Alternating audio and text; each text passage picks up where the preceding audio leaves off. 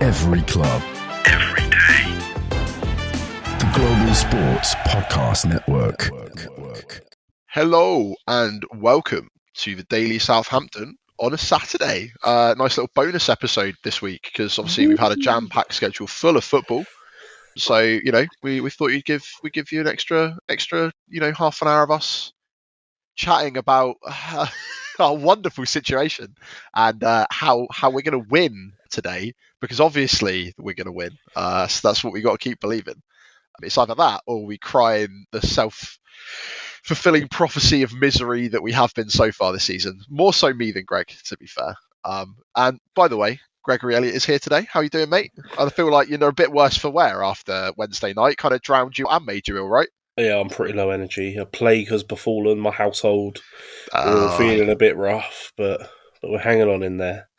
And hoping the football will cheer us up this weekend.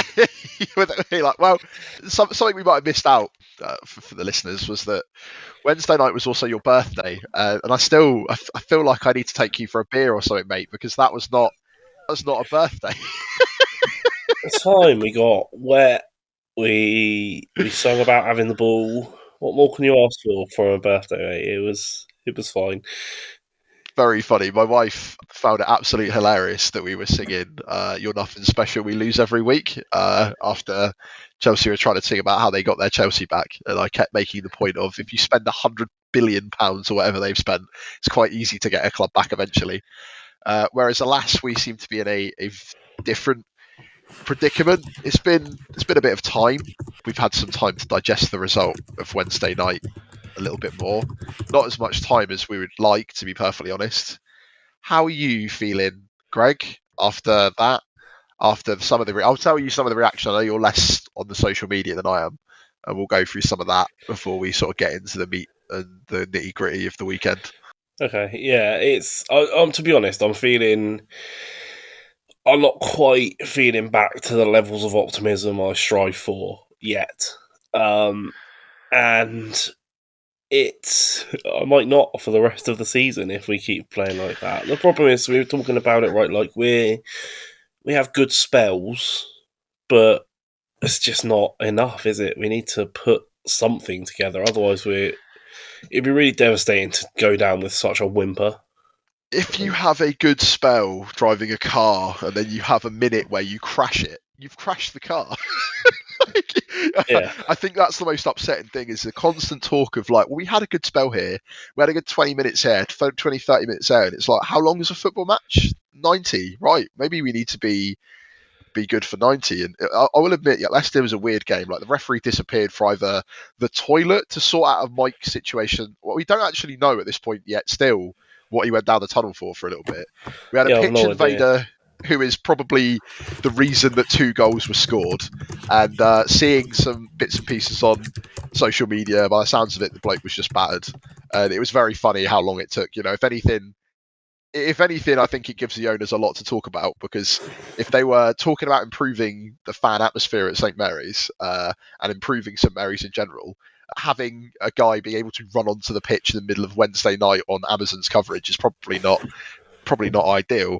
But let's hope that they maybe reinvest some of that fireworks money back into a stewarding team that can do something. That's an hour after they spent our farewell Russell Martin fund on fireworks, right? This is true. So it was a bizarre night. If we're being completely honest, if you really want to get an atmosphere going at St Mary's, which they have, put some effort into this year, you need to play some football in some games and not get your captain sent off for pulling someone's hair, which sounds more like something I'd get from one of my kids' school as an accident report than like a professional footballer as an adult man. Like, it's one of those things of our team, right? Where I've got a lot of friends that aren't football people. Like, I sit in that football culture sphere of, like, I'm a really nerdy guy that just got into football. And I'll treat it like one of my nerdy hobbies. And I think, judging by conversations with about half and half of what I would say the Global Sports Podcast Network, there's a lot of sort of my archetype of football fan out there. But because of that, I have a lot of friends that also just don't like football, and I have to use comparisons of video games, stuff like that. But like, trying to explain that, like, the guy who's in charge, like the guy that's heading up the ship, the captain of the ship, decided to pull another man's hair, and they're like, "What is it, high school?" And you're like, it's really hard to kind of explain. And then sending them the video of the VAR decision and showing him pull the hair, it was just like, it was such a strange night, and the vibes were weird beforehand. We were slightly late to the stadium after sprinting because it was impossible to park because it was a Wednesday night. We didn't really know how to feel, but and the second half was actually and we didn't even funny. talk about this, right? So we got caught up with so many other things to moan about. But Jadon Sancho, who I forgot even played football, scored. Mate, there's a few things we forgot to talk about last night. But you're right, Jadon Sancho did score, but again, I think some of the fringe players that did themselves justice. Bree, who, to be quite honest, he should have just been given the ball by anybody at any point. Yeah, The amount of Northern screaming Bree to Lumley was ridiculous because the amount of times he was unmarked. Playing Wood it short did okay, or out to Manning, who 7 times out of 10 ran into trouble. Not always through fault of his own, but because there were more players on that side of the pitch. Yeah. Whereas Bree was in acres of space, it was nonsensical. So there was something, but I think a lot of the messaging of trying to stay on brand of, I know that Russell Martin's never going to go out and blast his players, but the whole saying he's really proud of all of the efforts when we were losing 5-1. It's it's becoming too much of a sound bit. And blast Jack Stevens, frankly, is a letdown for me. I get that he wants to protect the players and he wants to do it in private maybe, but the problem is if I see him near the team sheet anytime, 43% of the season, Alfie House, bless him, posted. That's how long Jack would have missed so far through suspension. 43%. It's a shame that we can't. And honestly, it's genuinely a shame it's not just going to be the rest of the season. Yeah, that's going to be the next thing. Right, just go to another course club of that suspension, and just go Jack to another Stevens club. Going to be straight back in the team, and there's no coming back from that. Go to another club. I've seen somebody talk about how they changed their WhatsApp group from Jack Stevens' Red and White Army to Yanni B's redemption arc because they can't deal with due to popular demand. So I guess going into Villa, that will be one of the positives is he cannot be in the side. We will hopefully have Jan back, considering he was supposed to be back today. But as we've now discovered, whenever Russell Martin says someone's going to be back, as you've constantly pointed out, Greg, turns out they're just nowhere near the squad. Just another Russell Martin lie, mate. That's all it is. It shows that all that Russell Martin really is smoke and mirrors. That's upsetting. It's really the vibes that it's starting to give off, right? It's upsetting. Can't trust it. What it is. So obviously you'll be hearing this Saturday morning, but we haven't had the press conference on Friday yet, so we don't know what's going to be said. We don't know what team news is going to matter. So we'll talk about our predicted lineups, potentially predicted scores, after a message from our partners at Zencaster. Yeah, so we here at the Global Sports Podcast Network spent a lot of time selecting our delivery platform, and Zencaster came out the clear winner. With 4K video recording from your phone and AI editing that automatically removes all those ums and ahs, it's super easy to start a podcast that sounds great and is delivered efficiently. If you're ready to tell your story, check out the link in the show description to learn more about Zencaster. So we're back. So predicted lineups.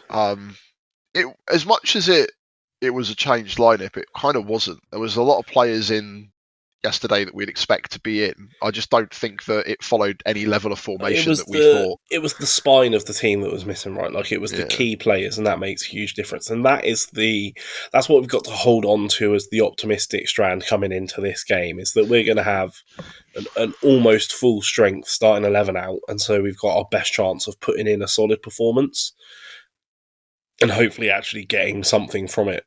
I mean, really, at this point, it needs to be a win more than anything else, but let's face it, we'll take what we get. So unless it's a draw caused once again by VAR, that was quite nice that we didn't really have to discuss much from the referee. There were a few decisions I think we were annoyed with, but at the same time, other than his disappearing act, there wasn't really a huge amount.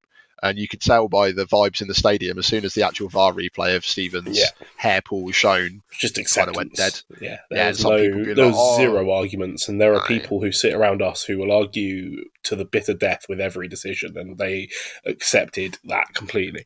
I guess the biggest question mark for me is who plays in goal.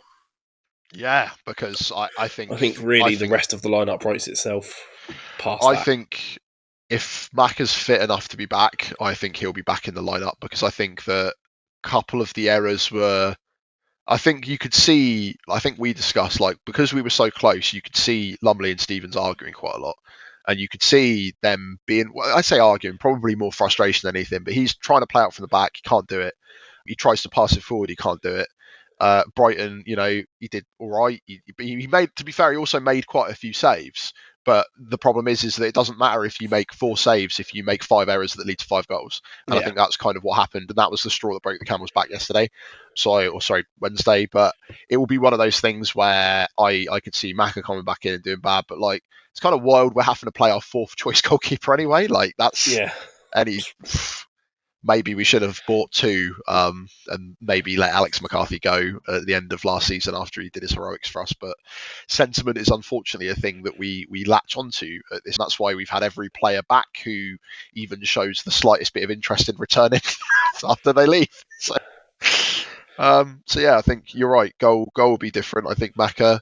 I'm hoping you'll have Yanni B back with Taylor Harwood-Bellis as well. If not, I would be okay with Wood being Nathan in. Wood. Yeah, I'm fine with that. I think a solid lineup: Nathan Wood and Taylor Harwood-Bellis. Obviously, not our first choice, but I don't think Wood. Like I say, he didn't set the world ablaze in glory with his performance, but I don't think he really did a lot wrong either, and was put in a very unfortunate situation to be the only centre back on the pitch as a youngster. So that's how I feel about Ronnie Edwards getting some sympathy minutes. Yeah. What a horrible game to play your Premier League debut in, or at least I think it was his debut. And then, Walker Peters has got to be up there with one of the first names on every team sheet because the man gives 150% to every game. Going to miss him so much when he goes, hopefully at the end of the season and not in January. But if they want to get any money for him, it's going to be in the next month, I guess. And then, any of the right backs, I guess, are fine, or left back if we choose.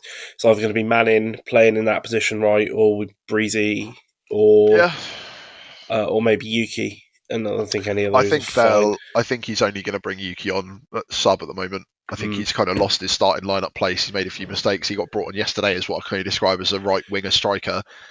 And he tried. There were a couple of times he was caught offside, but he did try to move the ball forward. But he is a left back, so expecting him to time his runs to not be offside as a striker is a baffling decision anyway. You're right. It's very upsetting. I've got no complaints about Sugawara not being able to time a forward run and stay onside because he's a fullback. Yeah, it would be. So yeah, that's that. So then we're obviously to the midfield. Downs will be back. So Downs will be back in the team. So long as he doesn't break his leg or eat a dodgy curry or whatever he does when he gets out for a couple of days because he's eaten too much. But it was chicken livers last time, right? He didn't cook chicken livers enough and gave himself food poisoning. Either way, just make sure he's got a chef that cooks his food properly. At least for this game coming up. Such an important part of the team. It would be very much so. Flynn, Aribo, and Matty Fernandez for me. Yes, writes itself. Right. I don't see another midfielder in the team that gets even close to those 3. So, do you see Fraser and Armour coming back in again? Maybe. Yeah, Fraser did all right yesterday. I think he actually drove the ball forward where possible. I don't know. I think that Fraser's probably the one that misses out because Diblin will come back in. Of course, that's silly of me. I forgot. How could I forget? That shows you how much Wednesday's just messed me up. I wouldn't mind. If he's fit, I wouldn't mind Diblin, Tallpool, and Archer. I'd like that. I can see. I just don't see us him doing that. I think at this point, why would we try it? That's well too much of a forward threat, mate. I'd try. It's really difficult. I don't want to come out here and just be miserable every week, but it's getting very, very difficult. Wednesday is really. I feel like I remember turning to you just halfway through the game and saying this feels like some sort of turning point, and I don't know whether that means for the fans completely turning. But to be fair, it's surprising that Russell Martin's been able to keep the sort of piece as long as he has. Because again, 5 points from 42. Any other player, any other team, any other credit league in the bank from the way he brought us up. Well, yeah, but that was also because we completely tanked at the end of the season and ended up not getting the automatics. So it's not like we did it perfectly. We lost 5-0 to Sunderland at the beginning of the season. Yeah, it's not. Yeah, it's a weird way to watch us play football, and it's nice. It's magical when it comes off well, but it's not come off well for a long time now, and we're almost at Christmas, and I don't know what you do now because I don't think he'll go, and I don't think it will matter. But so where I'm at is who is he going to put on the pitch, and that's the most exciting thing. I don't think Sulemana will be anywhere near the team. Ben Brereton Diaz will go out on loan in January, if not leave. It's our squad depth that's going to be completely wrecked by my assessment from Wednesday. Is I don't know what we're going to do if we have injuries going forward, but it's terrifying, to be honest. So yeah, I think like we've kind of covered the lineups a little bit. Anything else? Any other surprises you think? Anything else you think that might be exciting? Will Amu, will Sam Amu ever get on the pitch ever again? I don't know. Like, I don't understand why. It's abundantly clear to me from body language, and I'm no body language expert, don't get me wrong, but it's abundantly clear to me that Suleiman can't be bothered to be here. And when he comes on the pitch, he puts in an effort, but normally it's not like Carl Walker-Peters level of effort. It's go for the ball once and then stop and let them run past him. It's not I am going to score twice against Liverpool to hopefully put myself in the shop window. I don't understand why we're not giving players like Sam Ammo, where the development is much more important to us and our long-term success, a chance. Well, yes, this is the thing. Dibbling's come through this season, and we wouldn't have ever expected that at the beginning of the season. We sent a Dozy off on loan to Anderlecht. He's playing in the Champions League, which is wild. Yeah, and we got people that clearly don't want to be here. So January might be interesting because obviously you've got Cornet that didn't even. I don't think he's ever seen the pitch ever again at St Mary's. Yeah. We'll have to see what happens in January. But yeah, I think you're right. It's going to be kind of what we expect, and hopefully that will be nice. But yeah, I'd love to see Archer and Torpool up the top. Just give them two things to think about rather than just one. And play out from the back and hit someone that can keep the ball for longer than 5 minutes. As much as I loved the we've got the ball chance for a solid about 10 minutes when we did have the ball and did nothing with it second half. Yeah. Right, so that leads us into a word from our partners at the Global Sports Podcast Network. So the Global Sports Podcast Network is changing the face of football podcasting with dedicated daily content for every Premier League team, women's football, fantasy football, and a daily Premier League wrap-up broadcasted in 5 different languages. This is your one-stop shop for your daily football fix. Find GSPN wherever you find your usual podcasts. So, mate, score predictions. How do you feel this is going to go? Do you reckon we'll do a proper Saints and then turn around and win like 4-0 and then that'll just reignite everyone's hope for a little bit? Or do you reckon we'll crush it more? Just get a draw, maybe a draw, and that'll just be enough? Or Villa off the back of their win will batter us? I've got a head-heart sort of vibe. In my head is saying that Villa are going to trounce us 3-1. But my heart says we're going to, against all odds, get a 2-1 victory. I don't know where that's coming from. It's certainly not a place of logical reason, but it's the vibe. So do you want to know the last time they beat us? Or the last time we beat them, sorry. The last time we beat them was the 5th of November 2021, where Adam Armstrong scored in the 3rd minute. And since then, Villa have beaten us 3 times, once at 4-0, but then the other 2 times only by 1. So that's nice. That is nice. I'll take 1 goal being scored. Was it against Villa that Sadio Mane scored the fastest hat-trick in Premier League history? Am I remembering that right? I wanted to say that. Was that Liverpool, or am I going mad? No, I think it was against Villa. You're right. You're right. It was 16th of May 2015. 13th minute, 14th minute, 16th minute. Right, Shane Long scored twice that game as well. I'm going to change my mind. I'm going to go for 3-1, and Tom Paul is going to break that record.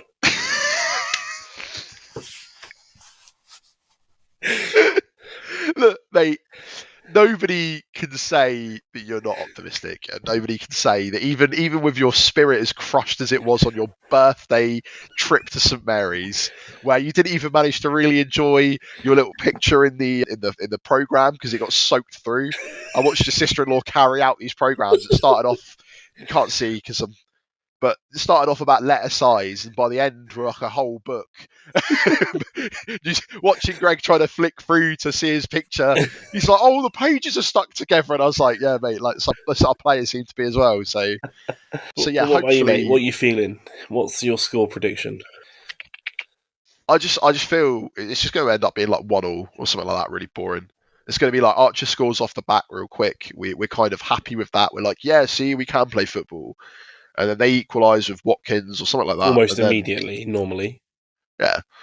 And then we tough out another game, and then we're like, don't worry, guys, score like point on the board. And then we look at the board and go, we needed like 7 for it to matter.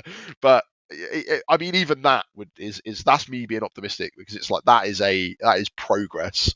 But the problem is like you need to build off something, because what we can't keep doing, what I can't stand is the whole like, well, we need to build off of that. You can see it's coming, and then we get a draw, and it's like, oh my god, it's coming. We're doing really well, and then it's 5-1 loss.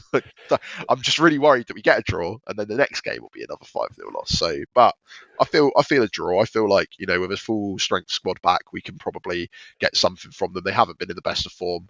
Hopefully, with their win, they get a little bit overconfident coming in to play against us, and they'll have Champions League football next week, right? Or certainly a European. Yeah, who have they got on Tuesday? Please hold, callers. It's Leipzig away, so you know there's a chance of some squad rotation. There is a chance, because they're trying to push for those top 8 spots in the ridiculous new Champions League format that somehow actually makes sense to me, but is deeply upsetting.